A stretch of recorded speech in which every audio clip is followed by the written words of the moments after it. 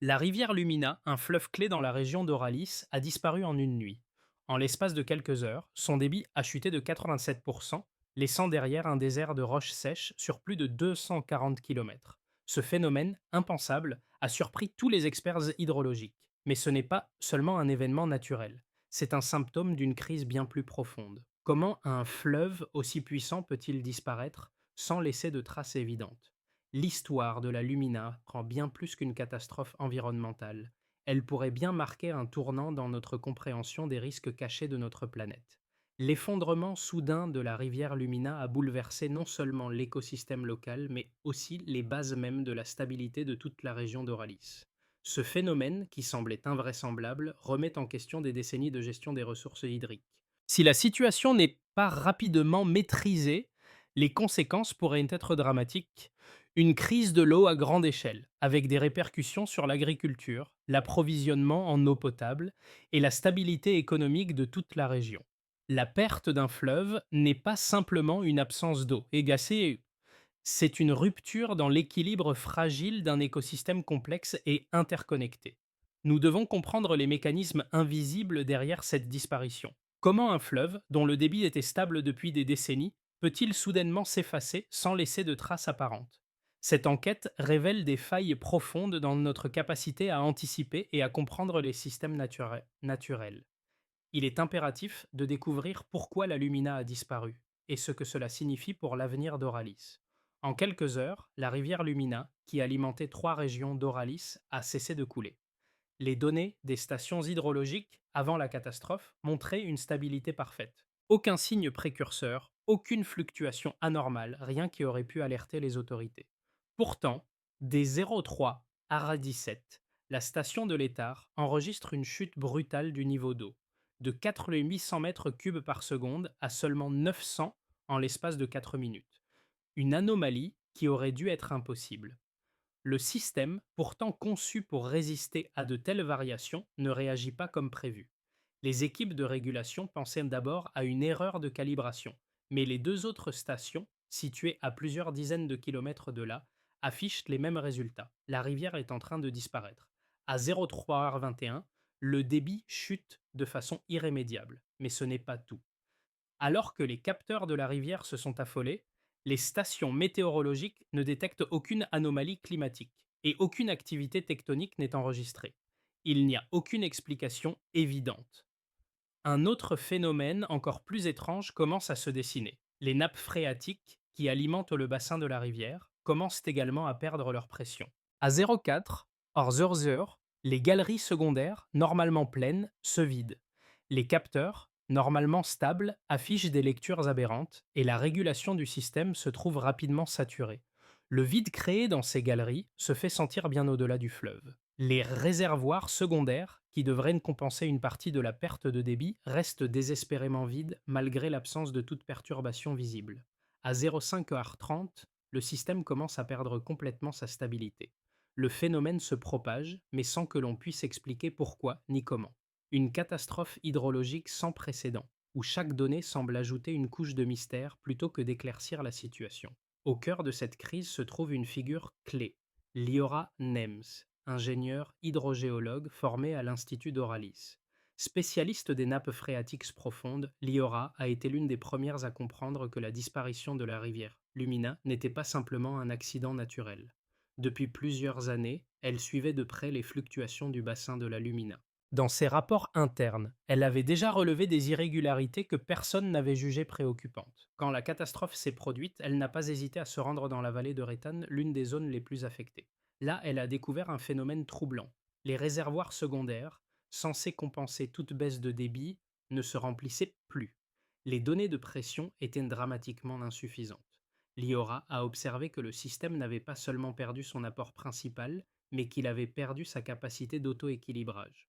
Après avoir inspecté plusieurs installations de pompage, elle a noté des signes d'instabilité jamais observés auparavant, des vibrations irrégulières dans les conduites et un écoulement d'eau par à-coups, comme si le réseau était en train de se déstabiliser de l'intérieur. Ces observations ont confirmé ce qu'elle pressentait depuis longtemps. Ce n'était pas seulement la rivière qui avait disparu, mais une défaillance systémique en cours. Elle savait que la situation risquait de se détériorer rapidement. Liora a alors concentré ses efforts pour cartographier le phénomène, tentant de comprendre comment un tel effondrement pouvait se produire sans aucune alerte préalable. Chaque nouvelle donnée qu'elle recueillait ne faisait qu'ajouter au mystère, mais elle savait que la réponse résidait dans la compréhension de ce qui se passait sous le sol d'Oralis.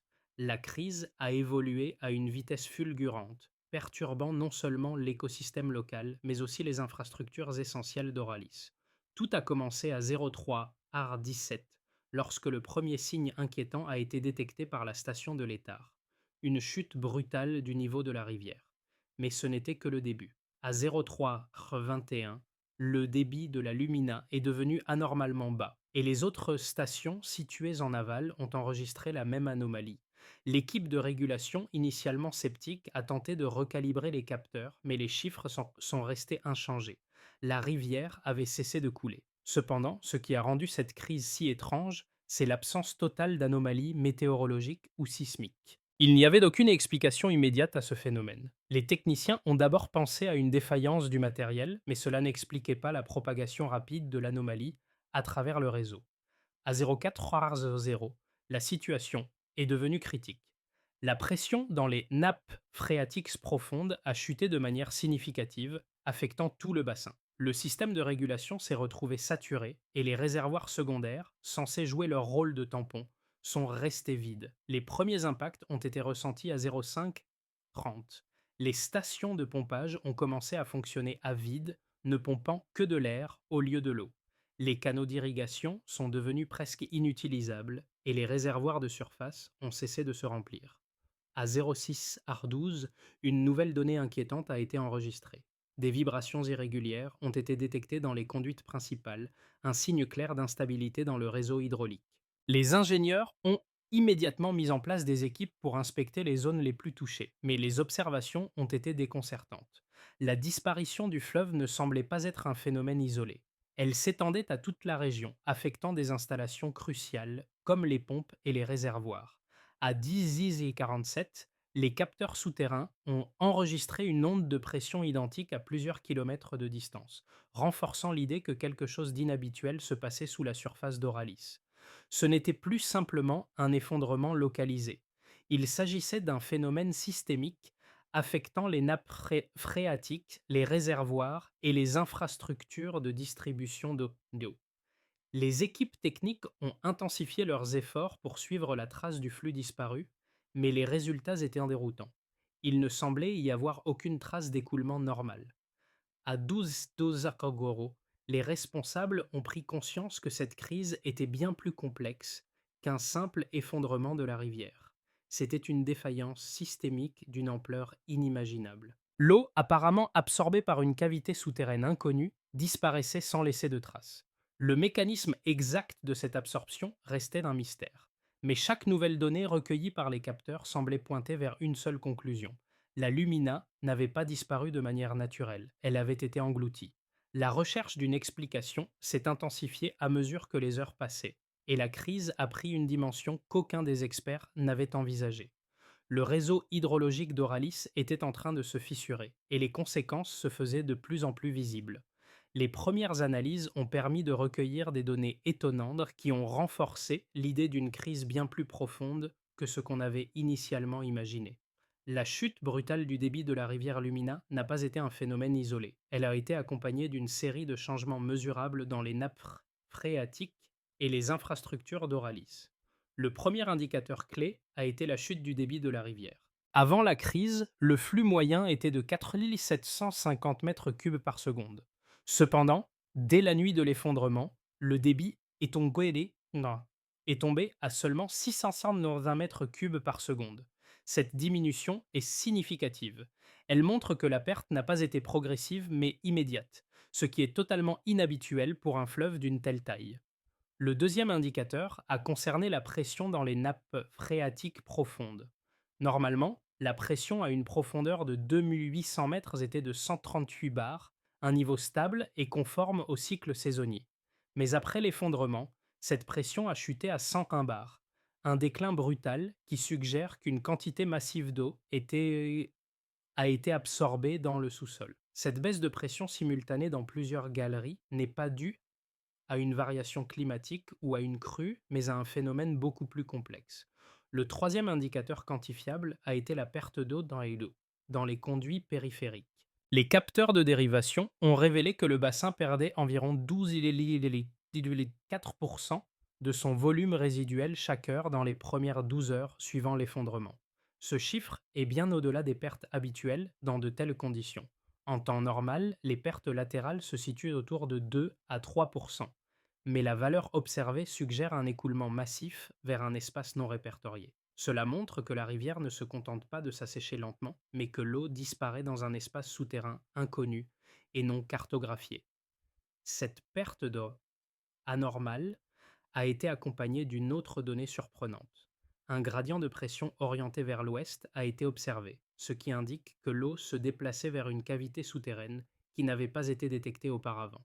Les ingénieurs et géologues ont commencé à utiliser ces nouvelles données pour tracer le chemin du flux disparu, mais leurs efforts ont été freinés par un manque d'informations fiables sur la structure géologique sous-jacente. De plus, les capteurs ont révélé une nouvelle anomalie.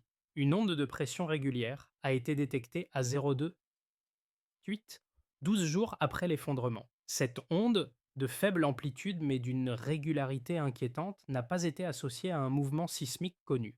Les chercheurs ont comparé cette onde à la première absorption anormale détectée à 3140 mètres de profondeur et ont observé des similitudes frappantes. Ce signal persistant semble indiquer qu'une source stable d'absorption est en cours sous Auralis, mais cette source reste invisible sur les cartes géologiques actuelles. Ces trois ensembles de données, la chute du débit de la rivière, la pression dans les nappes phréatiques et la perte d'air dans les conduits périphériques, montrent un phénomène bien plus profond et plus systémique qu'un simple effondrement hydraulique. La dynamique observée évoque un processus d'absorption continue, méthodique et inexpliqué, qui absorbe l'eau sans laisser de traces géophysiques évidentes. L'ensemble de ces preuves quantifiables a fait émerger une conclusion alarmante. La disparition de la lumina ne résulte pas seulement d'une défaillance du système hydraulique, mais d'un mécanisme sous-jacent, caché dans le sous-sol d'Auralis. Les théories sur l'effondrement de la rivière Lumina divergent considérablement, mais deux principales hypothèses s'affrontent. La première, soutenue par plusieurs géologues, postule que la disparition de la rivière est due à un phénomène géologique naturel. Selon cette théorie, une cavité souterraine, jusqu'ici inconnue, se serait formée dans le sous-sol d'Auralis. Cette cavité aurait absorbé de manière soudaine et massive l'eau du fleuve, créant un effet de siphon naturel. Les partisans de cette hypothèse soulignent que des formations karstiques, encore mal cartographiées, existent dans certaines régions du continent, capables de s'ouvrir et de se reconfigurer sans produire de secousses détectables. Ce phénomène aurait pu se déclencher sans aucune alerte préalable, expliquant ainsi l'absence de toute anomalie géophysique ou météorologique détectée par les stations de surveillance. De plus, les variations régulières de pression et l'onde détectée dans les monts d'Erad renforcent cette thèse. Une cavité profonde aurait attiré l'eau vers elle, sans causer de perturbations évidentes en surface. La seconde hypothèse propose que l'effondrement est le résultat d'une défaillance du système hydrologique complexe qui soutenait la rivière Lumina. Cette théorie soutient que des années de négligence dans l'entretien du réseau de barrages, de conduites et de tunnels pourraient avoir affaibli l'ensemble du système. Une petite fuite, ignorée au fil des années, pourrait avoir déclenché une réaction en chaîne, exacerbée par une chute soudaine de la pression dans les nappes phréatiques. Les partisans de cette hypothèse insistent sur le fait que des défaillances locales liées à la vétusté des infrastructures ont pu provoquer un afflux d'eau vers des zones non répertoriées, exacerbant la crise.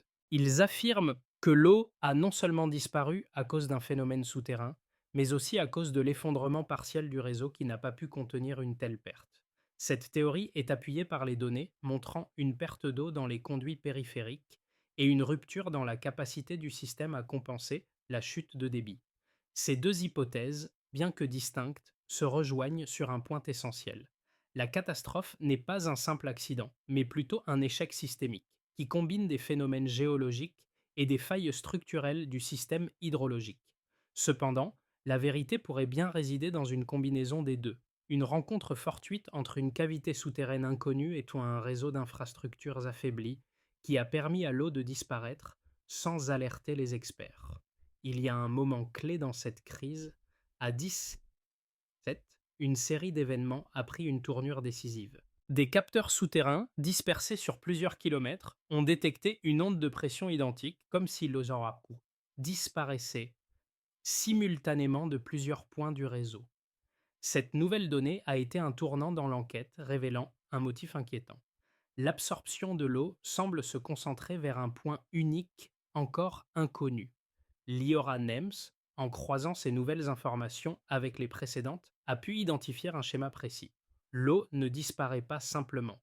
Elle est aspirée vers un point spécifique sous Auralis, sans provoquer de perturbations en surface. Ce constat a bouleversé les théories précédentes. Alors que l'on pensait que l'eau disparaissait dans des cavités souterraines dispersées, il semble désormais que le phénomène soit dirigé par un seul et même mécanisme. Ce changement de perspective a ouvert la voie à une nouvelle série de questions. Pourquoi ce point précis? Pourquoi aucune perturbation géophysique n'a été détectée, malgré l'ampleur du phénomène? Les chercheurs ont désormais un nouvel objectif. Localiser cette source cachée et comprendre ce qui se cache vraiment sous Auralis. Les impacts de la disparition de la rivière Lumina se font sentir dans toute la région d'Auralis, et ce à plusieurs niveaux. Tout d'abord, sur le plan de l'approvisionnement en eau, les répercussions immédiates sont sévères. Les réservoirs secondaires, censés compenser la perte de débit, restent désespérément vides, incapables de remplir leur rôle. Les stations de pompage, qui avaient été conçues pour assurer la stabilité du réseau, fonctionnent à vide, ne captant que de l'air au lieu de l'eau. Cette défaillance entraîne une baisse de pression importante dans le réseau hydraulique, particulièrement dans les zones rurales et périphériques.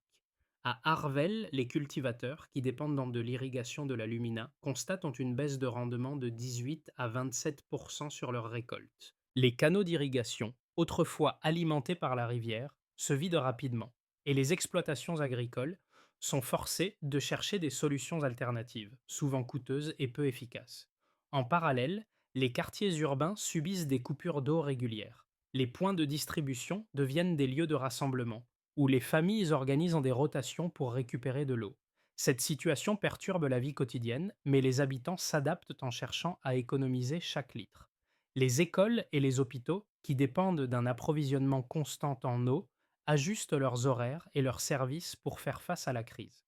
Les conséquences sociales sont évidentes. Les tensions augmentent entre les zones rurales et urbaines, et la solidarité locale devient essentielle pour surmonter cette période de pénurie. Sur le plan économique, les secteurs industriels subissent eux aussi des perturbations majeures. Les usines de transformation et les installations métallurgiques, qui dépendent d'un approvisionnement constant en eau pour le refroidissement, sont contraintes de réduire leur production. Le transport fluvial, autrefois un pilier du commerce régional, est désormais interrompu, forçant les entreprises à se réorganiser et à chercher des alternatives coûteuses pour assurer leur chaîne d'approvisionnement. Cette crise hydrique touche directement l'économie locale et met en lumière la fragilité du système de gestion de l'eau d'Oralis. Les infrastructures, en particulier les réseaux de distribution, sont également confrontées à une instabilité inédite. Les conduites d'eau montrent des signes de défaillance, et avec des bulles d'air se formant dans des segments pourtant étanches. La pression dans les canalisations fluctue de manière alarmante, créant des risques pour la sécurité des installations. Les ingénieurs redoublent d'efforts pour comprendre l'étendue du problème, mais la situation semble dépasser les capacités de régulation du système. Les équipes techniques sont sur le terrain, travaillant sans relâche pour réparer les fuites et stabiliser le réseau. Mais chaque jour qui passe révèle de nouvelles vulnérabilités dans un système qui semblait jusque-là relativement stable. Enfin, sur le plan géopolitique, les tensions augmentent entre les différentes provinces d'Oralis. Certaines régions, moins affectées par la crise de l'eau, commencent à se préparer à gérer les flux migratoires internes, avec des populations fuyant les zones les plus touchées. Ce phénomène de migration interne pourrait aggraver les déséquilibres sociaux et économiques existants. La crise de la rivière Lumina devient un catalyseur de changements plus larges, affectant non seulement l'approvisionnement en eau potable, mais aussi la stabilité politique et sociale de toute la région. Les projections sur l'avenir de la crise de la rivière Lumina varient et trois scénarios possibles se dessinent pour les 6 à 12 prochains mois. Le premier scénario, le plus optimiste, suppose que la situation se stabilise lentement, sans dégradation supplémentaire majeure. Dans ce cas, la cavité souterraine qui a absorbé l'eau pourrait atteindre un volume maximal, arrêtant ainsi l'écoulement vers l'invisible. Le gradient de pression dans les nappes phréatiques pourrait se stabiliser et les fluctuations observées autour du point des monts d'Erad cesseraient. Dans cette trajectoire, les infrastructures pourraient commencer à se régénérer et à fonctionner à un niveau acceptable. Les réservoirs remonteraient progressivement à 60 à 70% de leur capacité, permettant aux zones rurales de retrouver une certaine autonomie. Les canaux d'irrigation se rempliraient partiellement et l'agriculture commencerait à se redresser. Toutefois, même dans ce cas, la croissance économique serait ralentie et Oralis devrait adopter une approche plus souple et résiliente dans la gestion de ses ressources en eau. L'indépendance alimentaire et énergétique des régions les plus vulnérables resterait un défi majeur. Le deuxième scénario, intermédiaire, envisage un processus plus lent, mais encourageant. La cavité souterraine pourrait céder sous la pression de l'eau accumulée, permettant un reflux graduel du flux vers les nappes phréatiques intermédiaires. Ce scénario permettrait une récupération partielle de l'approvisionnement en oiseaux. Les réservoirs secondaires commenceraient à se remplir et les niveaux d'eau dans les zones agricoles et urbaines remontaient lentement. Lioranems et son équipe, en surveillant les signaux géophysiques, pourraient identifier de nouveaux points de dérivation et mettre en place un plan de régulation plus efficace. Cela offrirait une certaine sécurité, bien que fragile, pour les secteurs agricoles et industriels. Cependant, cette trajectoire imposerait une planification rigoureuse et les autorités locales devraient redoubler d'efforts pour maintenir un équilibre entre les besoins vitaux et les ressources disponibles. Le troisième scénario, le plus inquiétant, prévoit une détérioration continue du système. La cavité souterraine continuerait à se développer, exacerbant la chute de pression dans les nappes phréatiques et entraînant un drainage plus profond du bassin. L'absorption d'eau ou l'évaporation d'eau deviendrait incontrôlable et la perte cumulative d'eau pourrait dépasser 60% du volume encore accessible. Ce scénario pourrait entraîner des ruptures totales dans les infrastructures, certaines zones devenant presque impossibles à desservir. Les conséquences pour l'agriculture seraient dramatiques, avec des rendements agricoles chutant encore de 40% supplémentaires. Les zones périphériques et les districts d'altitude, déjà gravement touchés, seraient forcés de se tourner entièrement vers l'approvisionnement extérieur. Ce scénario placerait la région dans une situation de crise humanitaire majeure, avec des pénuries d'eau permanentes et des tensions politiques exacerbées. Oralis serait alors confronté à une restructuration complète de ses infrastructures et de son modèle économique. La crise de la rivière. Lumina n'est pas seulement qu'un défi technique, mais aussi une épreuve humaine qui touche tous les aspects de la vie quotidienne des habitants d'Oralis. Les populations les plus vulnérables sont les premières à ressentir les effets de la pénurie d'eau. Dans les quartiers urbains, les familles se battent pour remplir leurs réservoirs et préserver l'eau pour les besoins les plus essentiels. Des scènes de solidarité émergent avec des voisins se regroupant autour des points de distribution d'eau, organisant des tournées pour minimiser les files d'attente. Mais cette solidarité a ses limites. À mesure que les mois passent, la pression sociale augmente et les tensions commencent à se faire sentir, surtout lorsque les groupes les plus favorisés semblent avoir un meilleur accès à l'eau. Dans les zones rurales, l'impact est encore plus direct. Les agriculteurs, déjà confrontés à des conditions de travail difficiles, voient leur rendement chuter de manière dramatique. Certains exploitants adoptent des solutions improvisées comme la construction de canaux de fortune ou l'utilisation d'eau provenant de sources alternatives. Mais ces efforts restent largement insuffisants pour compenser la perte du fleuve Lumina. Les communautés rurales, qui dépendent de l'agriculture pour leur subsistance, sont désormais plongées dans une incertitude totale, et beaucoup envisagent de quitter leurs terres à la recherche d'une meilleure qualité de vie. Dans cette situation, Oralis fait face à une double crise, une crise des ressources et une crise sociale. Tandis que les techniciens et ingénieurs se battent pour maintenir le système en état de fonctionnement, la population doit s'adapter à un monde où l'eau, autrefois abondante, devient une ressource précieuse et rationnée. L'avenir d'Oralis repose désormais sur la capacité de chacun à gérer cette crise avec patience et persévérance. La solidarité, mais aussi la résilience individuelle seront mises à l'épreuve comme jamais auparavant. Face à la crise de la rivière Lumina, un plan de réponse opérationnel doit être mis en place pour stabiliser la situation et éviter un effondrement total du système. La première étape consiste à renforcer la surveillance et à affiner les mesures géophysiques. Les stations de mesure existantes doivent être complétées par des capteurs supplémentaires afin de mieux comprendre l'évolution du phénomène souterrain.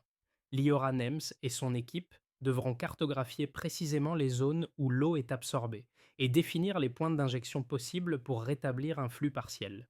Ensuite, il est crucial de stabiliser les infrastructures hydrauliques. Les réservoirs secondaires doivent être remis en service et remplis progressivement. Pour ce faire, une série de dérivations temporaires sera mise en place pour acheminer l'eau des nappes phréatiques adjacentes vers les réservoirs en crise.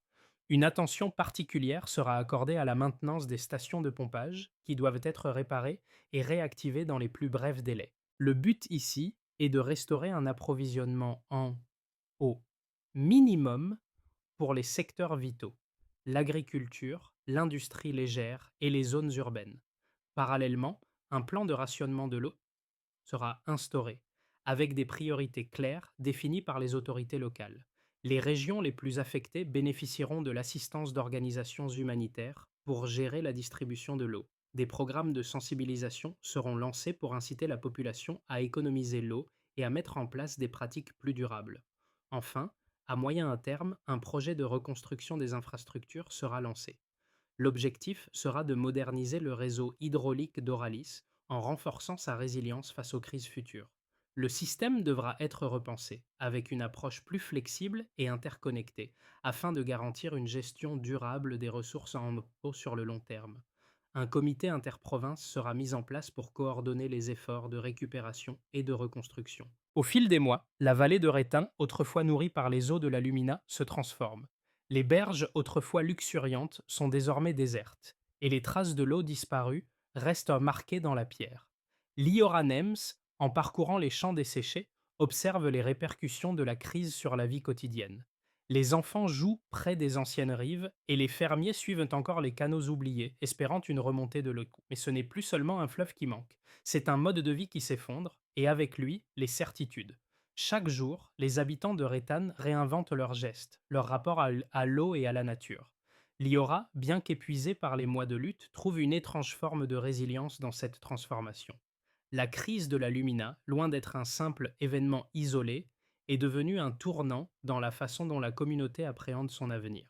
Le fleuve disparu n'est plus seulement un manque, mais un catalyseur de changement. Oralis, dans sa quête pour reconstruire son système hydrologique, doit aussi reconstruire sa manière de vivre avec la nature, de comprendre la fragilité de son écosystème et d'accepter que le paysage, tout comme la société, peut se transformer au-delà de la reconnaissance. À mesure que la crise de la rivière Lumina se déploie, la société d'Oralis est confrontée à des choix difficiles, des priorités à redéfinir et un avenir incertain. Comment réagir lorsque la ressource la plus vitale devient incertaine? La solidarité locale et la résilience individuelle sont désormais au cœur de la réponse. Mais pour que cette crise devienne un tournant plutôt qu'une fin, Oralis doit se tourner vers l'avenir et réfléchir collectivement à de nouvelles façons de gérer l'eau, d'assurer sa pérennité et de préserver les équilibres naturels. Que peut-on faire dès aujourd'hui pour bâtir une société durable, prête à affronter les défis de demain? Peut-être faut-il commencer par une réflexion plus large sur notre relation à l'environnement, sur la manière dont nous adaptons nos modes de vie aux réalités naturelles. Et vous, quel rôle pensez-vous jouer dans cette transition? Partagez vos idées, vos actions, vos réflexions. Ensemble, nous pourrons peut-être trouver une voie vers un avenir où la résilience et la solidarité prévalent, même face à l'incertitude.